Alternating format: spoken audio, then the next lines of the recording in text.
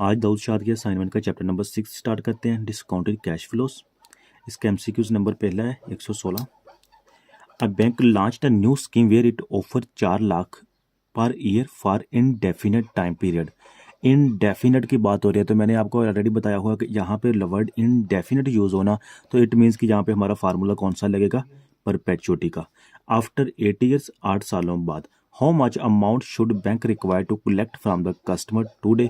From the customer today हमने find क्या करना है, प्रेजेंट वैल्यू फाइंड करनी है, मतलब कि आज की value. If it offers interest, interest कितना है 5% है, कंपाउंडेड एनुअली, कंपाउंडेड एनुअली। यहाँ पे देखिए हमें प्रेजेंट वैल्यू फाइंड करनी है। आर हमें दिया हुआ है जो उसको कैश 8 सालों बाद मिलता है, और रेट क्या है 5% है, एन इज इक्वल टू 8 है। ठीक है, इसे सॉल्व करने से पहले मैं आपको थोड़ा सा कंसेप्ट दे देता हूँ। देखें जो परपेचुटी होती है ना, परपेचुटी के दो फार्मूलाज हैं।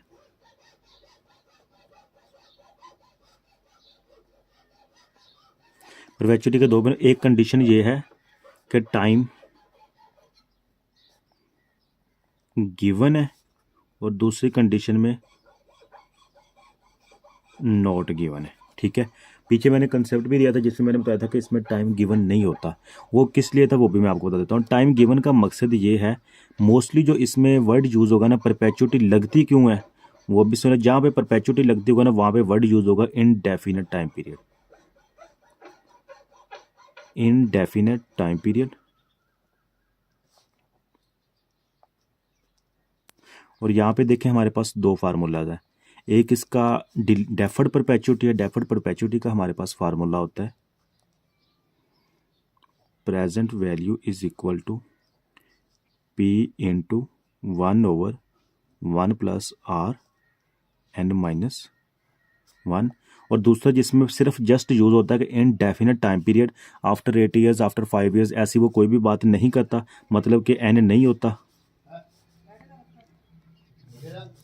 तो इसमें हमारा फार्मूला जो यूज होता है present value is equal to R/R। ठीक है, अब इसमें क्वेश्चन में देखें जो बात फोकस करने वाली है वो बता रहा है after 8 years, indefinite time period after 8 years, 8 सालों बाद। इसका क्या मतलब है? क्या बैंक लार्ज न्यूज़ की offer 4 lakh per year for indefinite time period after 8। उसने कहना है कि 8 सालों बाद, 8 साल बाद, 1 2 3 4 5 6 7 8 सालों बाद ना उसको 4 लाख रुपए मिलना शुरू हो जाएगा। ठीक है, फॉर इनडेफिनेट टाइम पीरियड मतलब कि लामहदूद, फॉर एवर, हमेशा के लिए। यहाँ पे भी 4 लाख रुपए, फिर 4 लाख रुपए, यहाँ पे फिर 4 लाख रुपए, एंड सो ऑन। तो यहाँ पे आपको time period indefinite for ever हो जाए ना, मतलब कि हमेशा तक, तो वहाँ पे एक तो कंफर्म होगा कि हमने परपेचुटी का यूज़ करना है फार्मूला। ठीक है, और वो अब लगेगा फार्मूला डेफर्ड का। क्यों लगेगा? डेफर्ड का मतलब क्या होता है? डेफर्ड का मतलब होता है डिले। डेफर्ड डिले को कहते हैं, डिले, ड्यूरेशन। ड्यूरेशन मतलब वक्फा। वक्फा क्यों है? क्योंकि यहाँ पे देखें, यहाँ पे आफ्टर 8 साल मतलब कि 8 सालों बाद वो पेमेंट कर रहा है। ठीक है, तो यहाँ पे डिले कितना आ गया? 8 साल का। एक बात। दूसरी देखें डेफर्ड, इसमें मैं आपको एग्जांपल, लेट बी सपोज जैसे पेंशन होती है।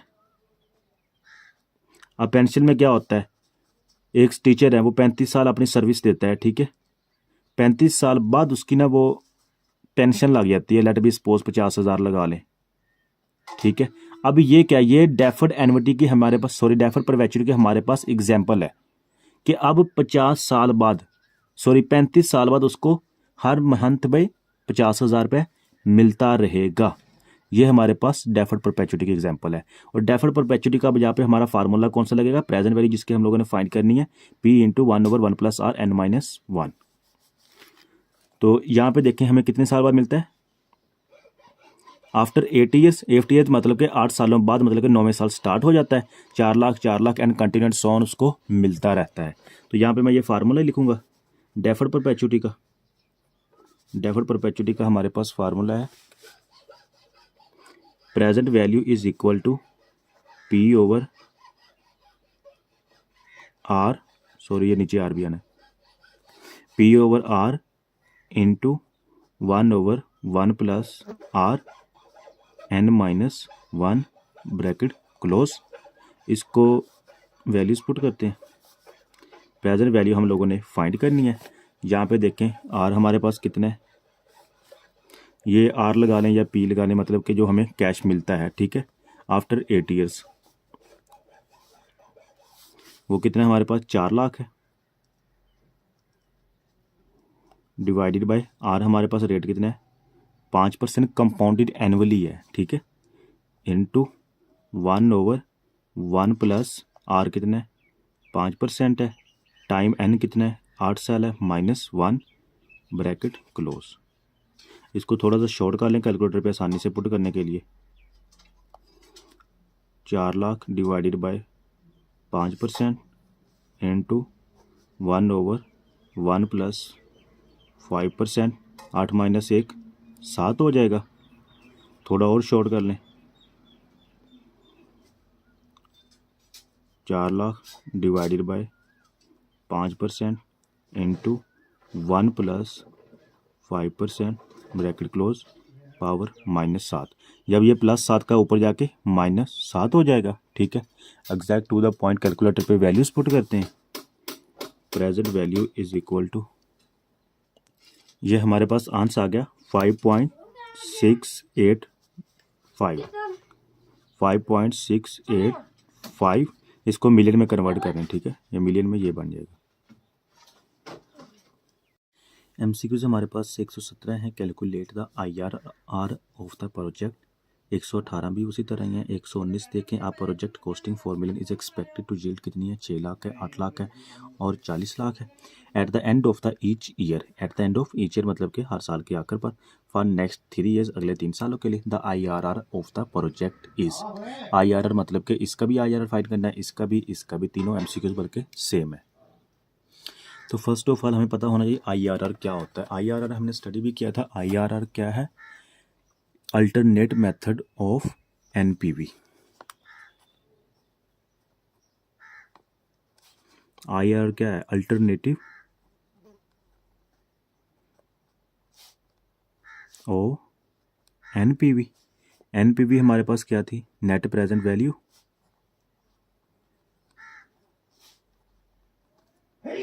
नेट प्रेजेंट वैल्यू, ठीक है।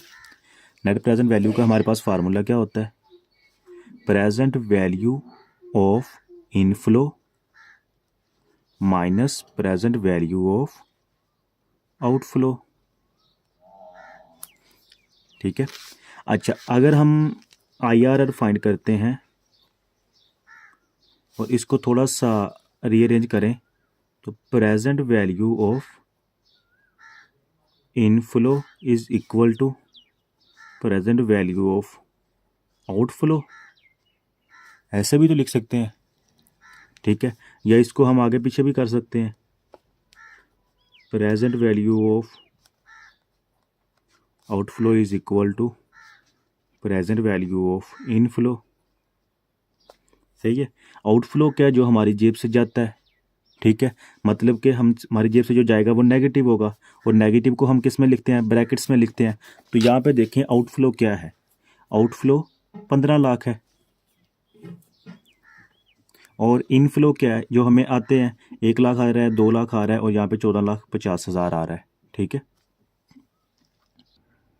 ये थोड़ा मैंने आपको ड्रा करके समझा देता हूँ। अब यहाँ पे देखें ये 0 है, इट मीन्स के एट द स्टार्ट है, अभी का वक्त बात कर रहा है, मतलब कि प्रेजेंट वैल्यू। तो प्रेजेंट वैल्यू मतलब कि यहाँ पे इस जगह पे वो 0 ईयर पे इन्वेस्ट कर रहा है कितना, 15 लाख रुपए, ठीक है। और उसके बाद जो उसको पहले साल मतलब कि ईयर 1 में रिटर्न हो रहा है, मतलब कि इनफ्लो से कितना हो रहा है, 1 लाख का। इसको ना राउंड ऑफ कर लें, ये 1500 कर लें, ये 100 का ले, 1000 में राउंड ऑफ कर रहा हूँ, ठीक है। ये लास्ट वाली 3 सिफर नहीं लिख रहा। उसके बाद ईयर 2 में उससे कितना रिसीव हो रहा है, 200 रुपीज़, ठीक है। और सेम ईयर 3 में तीसरे साल कितना आ रहा है, 1450। यहां तक समझ आ गई है। अब हम लोगों ने फाइंड क्या करना है, IRR क्या कहता है, present value of inflow, present value of outflow. तो इसका हमारे पास आसान सा फार्मूला है, जस्ट हम पुट करेंगे। मैं आपको फार्मूला बता देता हूँ, फार्मूला लिख लें। फार्मूला इधर इसी में से निकालने, present value of inflow is equal to present value of outflow. Present value inflow क्या होगा, ये तो हमारे पास अवेलेबल है, इसको आप पीवी भी लिख सकते हैं, इज इक्वल टू, अब ये इनफ्लो आता है, इसको हम बैकअप पे लेके आएंगे तो इट मीन ये डिस्काउंट रेट पे डिपेंड करेगा।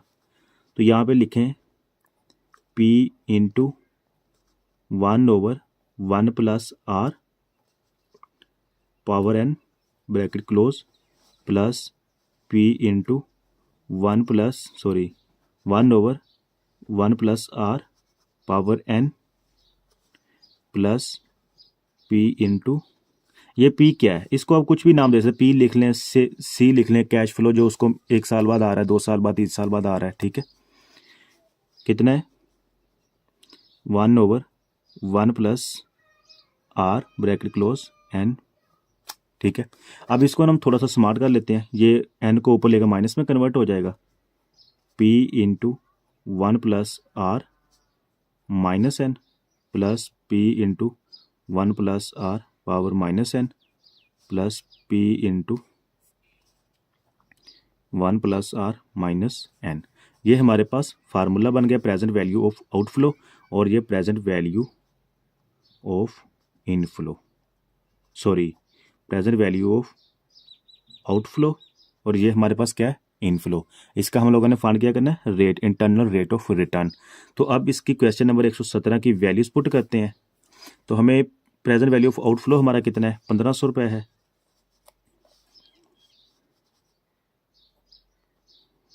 $1500 इज इक्वल टू पी पहले साल में कितना रिसीव होता है 100 रुपीज़ इंटू 1 प्लस आर हम लोगों ने फाइंड करना है X bracket close minus N कितना होगा 1 1 साल बाद -1 प्लस पी कितना है दूसरे साल उसको कितना रिसीव हो रहा है 200 रुपये इंटू 1 प्लस आर रेट कितना है फाइंड करना है ब्रैकेट क्लोज माइनस यहाँ पे एन हमारा कितना आ जाएगा 2 प्लस इसी तरह same 1450 into 1 plus x bracket close -3।